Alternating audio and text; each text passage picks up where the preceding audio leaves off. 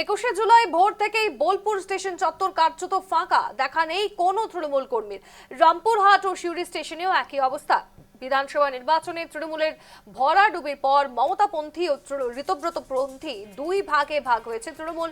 অন্যদিকে কংগ্রেসেও নতুন করে জোয়ার এসেছে। শুধুমাত্র সাধারণ যাত্রীরা বিভিন্ন ট্রেনে যাতায়াত করছেন।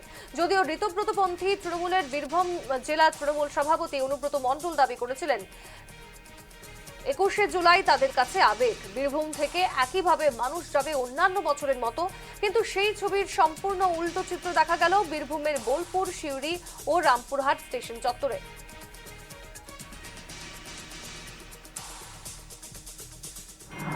ঋতব্রত ছিল, সবাই ছিল, সঞ্জীবন ছিল, নওয়াজুজ্জামান ছিল, অরূপ রায় ছিল, মদন মিত্র ছিল, ফিরহাদ হাকিম ছিল, অরূপ ছিল, চন্ডিমা ছিল, মন্ত্রী চন্দ্রনাথ সিনহা ছিল, সবাই ছিল। কি আলোচনা হলো মূলত? 21শে জুলাই নিয়ে আলোচনা হলো। 21শে জুলাই কত লোক হবে এবারে? তো দেখুন, 21শে জুলাই একটা আবেগ, একটা স্বপ্ন। 21শে জুলাই লোক নিয়ে তো বলতে হয় না, যেমন আমরাই বোলপুর থেকে মোটামুটি একটা ব্লক থেকে 10খানা 15খানা করে বাস পাঠাতাম, তারপর আবার ট্রেন।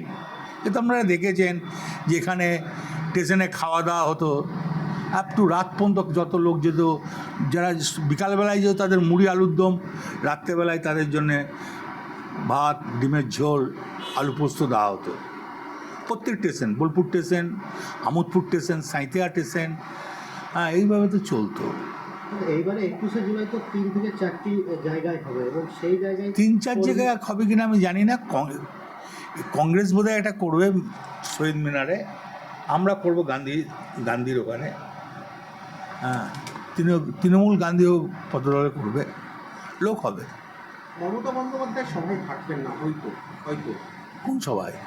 21শে জুলাই যে সভা, আপনাদের যে সভা হবে, কি বলবেন? এলে ভালো করবে, কেন আসবেন না? উনি আসতে পারে, কেউ মানা করবে না তো, উনি তো আসতেই পারে। তৃণমূলের সবাই আসবে, তো ক্ষতি কি আছে?